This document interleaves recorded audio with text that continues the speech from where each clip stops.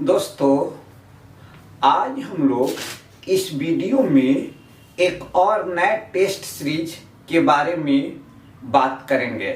दोस्तों, यहाँ पर जो फर्स्ट क्वेश्चन है वह क्वेश्चन है, निम्नलिखित में से कौन सी नदी अरावली पर्वतमाला से निकलती है? फर्स्ट ऑप्शन है चंबल नदी, सेकेंड माही नदी, थर्ड लूनी नदी, फोर्थ घाघर नदी और फिफ्थ उपयुक्त में से एक से अधिक, उपयुक्त में से कोई नहीं। दोस्तों, यहाँ पर थोड़ा ध्यान देना है कि आपका लूनी, ये लूनी नदी है।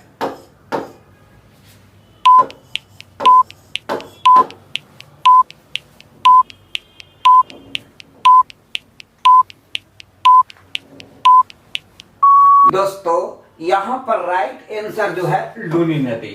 लूनी नदी का उद्गम स्थल अरावली पर्वतमाला के क्षेत्र में राजस्थान में है। राजस्थान से बहती हुई यह नदी कच्छ के रन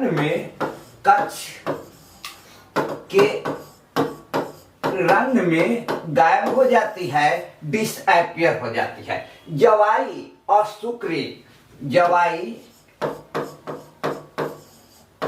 और सुक्री इसकी दो प्रमुख सहायक नदियां हैं। माही नदी, तो माही नदी का उद्गम स्थल मध्य प्रदेश के मेहद झील है और मध्य प्रदेश और गुजरात के क्षेत्रों से बहती हुई यह नदी अरब सागर में गिरती है। तो माही नदी का उद्गम स्थल मेहद झील है, ये आपको ध्यान देना है। तो इस तरह से इस क्वेश्चन का राइट आंसर जो होगा लूनी नदी, ऑप्शन नंबर 3 या ऑप्शन नंबर सी का है। अब हम लोग अगले क्वेश्चन की ओर बढ़ते हैं। दोस्तों, सेकेंड नंबर जो क्वेश्चन है, अमरकंटक पठार से कौन सी नदी नहीं निकलती है? अर्थात किस नदी का उद्गम स्थल अमरकंटक पठार नहीं है? ए ऑप्शन है सोन नदी, बी ऑप्शन है नर्मदा नदी, सी ऑप्शन है महानदी, डी ऑप्शन है गोदावरी, ई उपयुक्त में से एक से अधिक, उपयुक्त में से कोई नहीं।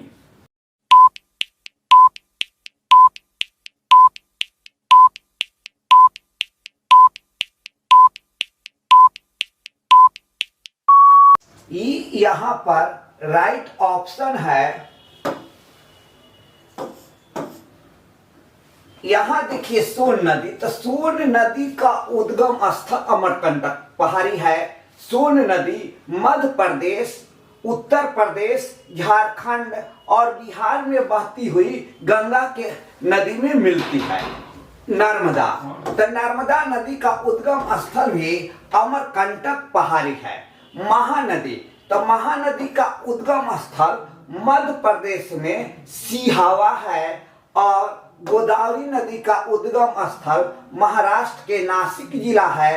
अर्थात सी और डी, महानदी और गोदावरी ऐसी दो नदियां हैं जिनके उद्गम स्थल अमरकंटक पठार नहीं है। इसलिए उपयुक्त यहाँ जो ऑप्शन हुआ वह आपका ई ऑप्शन हुआ। दोस्तों, अब हम लोग तीसरे नंबर क्वेश्चन पे आते हैं। तीसरा नंबर जो क्वेश्चन है, कावेरी नदी किन राज्यों से होकर गुजरती है? ए ऑप्शन है आंध्र प्रदेश, कर्नाटक और तमिलनाडु, बी ऑप्शन है कर्नाटक, तमिलनाडु, केरल, पुडुचेरी, सी ऑप्शन है महाराष्ट्र, आंध्र प्रदेश और केरला, डी ऑप्शन है महाराष्ट्र, आंध्र प्रदेश और तमिलनाडु, ई ऑप्शन है उपयुक्त में से एक से अधिक, उपयुक्त में से कोई।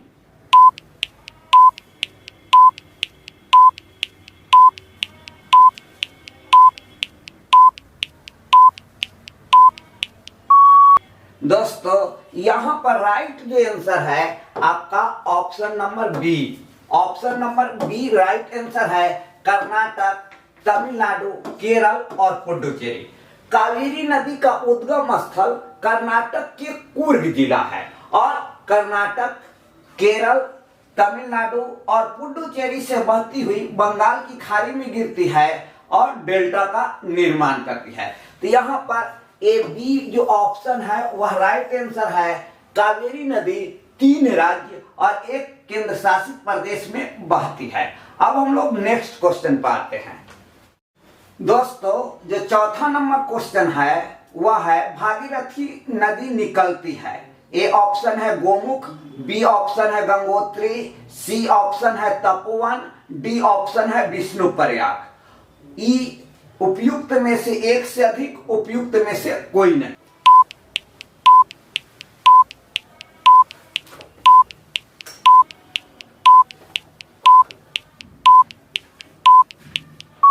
तो यहाँ राइट जो आंसर है वह आपका गंगोत्री है। भागीरथी नदी का उद्गम स्थल गंगोत्री है और भागीरथी एवं अलकनंदा नदी देवप्रयाग में मिलती है, तब यह नदी गंगा बनती है। और मैदानी भागों में गंगा नदी हरिद्वार में प्रवेश करती है, मैदानी भागों में। तो अब हम लोग नेक्स्ट क्वेश्चन पर आते हैं। 5th नंबर क्वेश्चन है अरावली पर्वतमाला महान जल विभाजक है। सिंधु और गंगा नदी के बीच, गंगा और यमुना नदी के बीच, गंगा और प्रायद्वीपीय नदियों के बीच, गंगा और ब्रह्मपुत्र नदियों के बीच। ई ऑप्शन है उपयुक्त में से एक से अधिक, उपयुक्त में से कोई नहीं।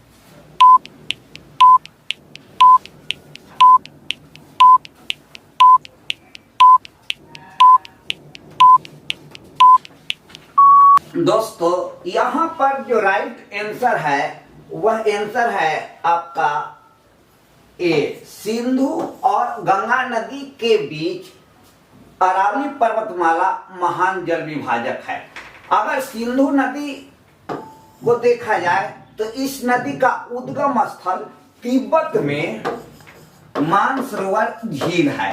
यह नदी तिब्बत से बहती हुई भारत में प्रवेश करती है। भारत में लद्दाख और जम्मू कश्मीर में बहती हुई पाकिस्तान में प्रवेश करती है और उसके बाद अरब सागर में गिरती है। और गंगा नदी भारत के एक महत्वपूर्ण नदी है।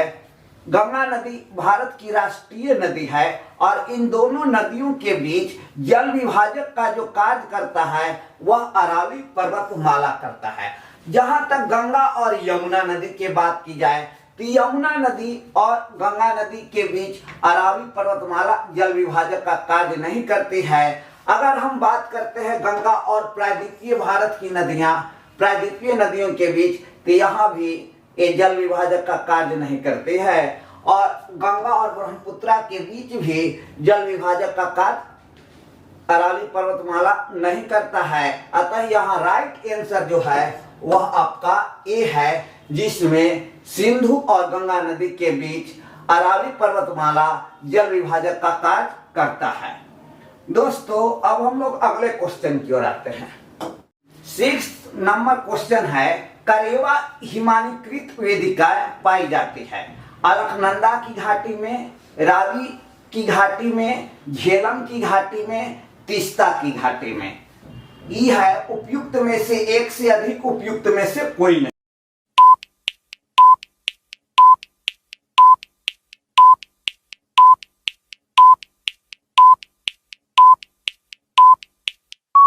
यहां पर जो राइट आंसर है वह है आपका झेलम नदी की घाटी।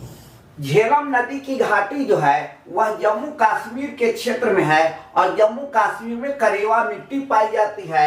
यह करेवा मिट्टी केसर उत्पादन के लिए प्रसिद्ध है और भारत में सबसे अधिक केसर का उत्पादन जम्मू कश्मीर में होता है। ध्यान देना है करेवा मिट्टी का निर्माण हिमानी के मलबा के जमाव से हुआ है। जैसे अगर कोई हिमानी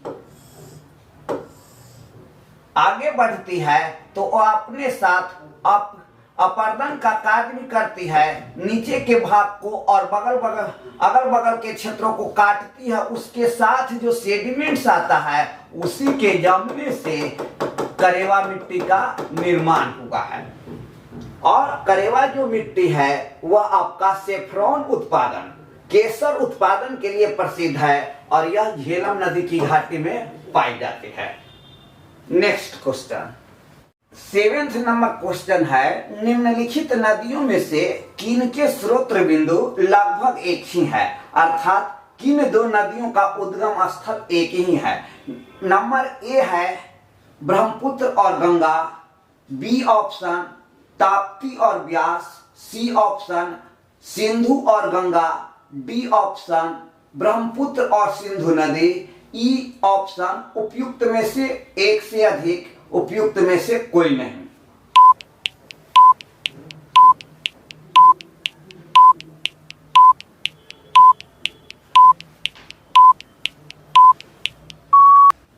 राइट जो आंसर है वह आपका ब्रह्मपुत्र और सिंधु नदी है। राइट आंसर डी है, ब्रह्मपुत्र और सिंधु नदी। यहाँ क्वेश्चन है कि किन दो नदियों का उद्गम स्रोत लगभग एक ही है, तो ध्यान दीजिएगा, ब्रह्मपुत्र नदी का उद्गम स्थल तिब्बत में मानसरोवर झील है और गंगा नदी का उद्गम स्थल गंगोत्री हिमनद है। वास्तव में गंगा नदी का निर्माण तो देवप्रयाग में अलकनंदा और भागीरथी नदी के मिलने के फलस्वरूप हुआ है, तो यहाँ ए ऑप्शन आंसर नहीं होगा। बी ऑप्शन है ताप्ती, तो ताप्ती नदी का उद्गम स्थल मध्य प्रदेश में है, जबकि ब्यास नदी का उद्गम स्थल हिमाचल प्रदेश में ब्यास कुंड है, तो ए भी आपका बी भी नहीं होगा। सी ऑप्शन है सिंधु और गंगा, तो सिंधु नदी का उद्गम स्थल तिब्बत में मानसरोवर झील है, जबकि गंगा नदी का उद्गम स्थल गंगोत्री हिमनद है, तो ए भी नहीं होगा। अब डी जो ऑप्शन है ब्रह्मपुत्र और सिंधु नदी, तो ब्रह्मपुत्र नदी का उद्गम स्थल भी तिब्बत में मानसरोवर झील है और सिंधु नदी का उद्गम स्थल भी तिब्बत में मानसरोवर झील है, अर्थात ये दोनों नदियों का उद्गम स्थल लगभग एक ही स्थान पर है, इसलिए यहाँ पर राइट आंसर जो है वह आपका डी है। नेक्स्ट क्वेश्चन, 8 नंबर क्वेश्चन है, निम्नलिखित पश्चिम वाहिनी नदियों में कौन दो पर्वत श्रेणियों के बीच बहती है, अर्थात पश्चिम दिशा में बहने वाली नदियों में कौन नदी ऐसी है जो दो पर्वत श्रेणियों के बीच बहती है। ए ऑप्शन है शरावती, बी ऑप्शन है नर्मदा, सी माही, डी ऑप्शन है साबरमती नदी। ई उपयुक्त में से एक से अधिक, उपयुक्त में से कोई नहीं।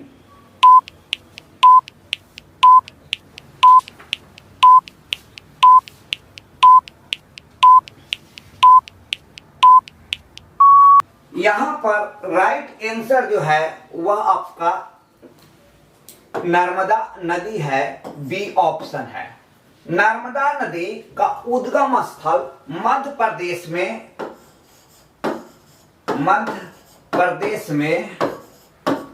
अमरकंटक पहाड़ी है और मध्य प्रदेश, महाराष्ट्र और गुजरात में बहती हुई यह नदी अरब सागर में गिरती है और एस्चुरी का निर्माण करती है, एस्चुरी का निर्माण करती है। नर्मदा की एक प्रमुख सहायक नदी तावा नदी है, तावा नदी, यह नर्मदा की एक प्रमुख सहायक नदी है। 9th नंबर जो क्वेश्चन है, प्रायद्वीपीय भारत में पूर्व दिशा में बहने वाली नदियों का उत्तर से दक्षिण का सही क्रम है। ए ऑप्शन है स्वर्णरेखा, महानदी, गोदावरी, कृष्णा, पेन्नार, कावेरी और वगई नदी। बी ऑप्शन है स्वर्णरेखा, महानदी, कृष्णा, गोदावरी, कावेरी, वगई, पेन्नार। सी ऑप्शन है महानदी, स्वर्णरेखा, गोदावरी, कृष्णा, कावेरी, पेन्नार, वगई। डी महानदी, स्वर्णरेखा, कृष्णा, गोदावरी, कावेरी, वगई, पेन्नार। ई उपयुक्त में से एक से अधिक, उपयुक्त में से कोई नहीं।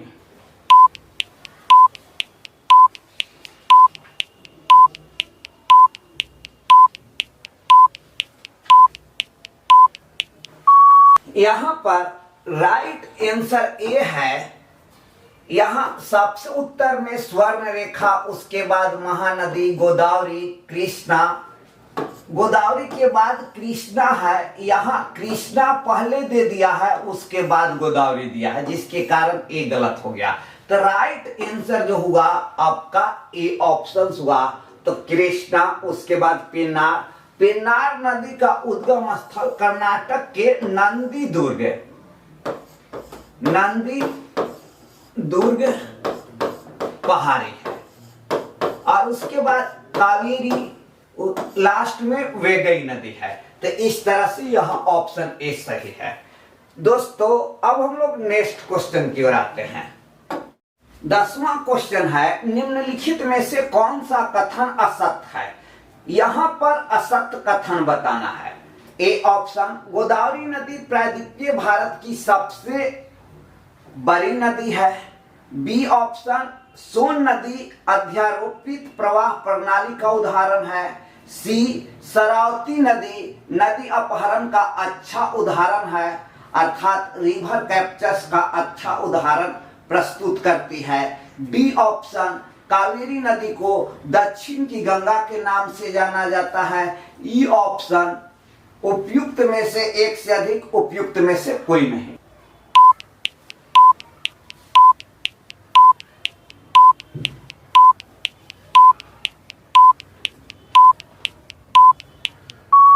यहां पर सही आंसर बी है।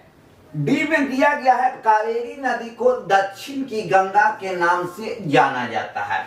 ये ऑप्शन गलत है।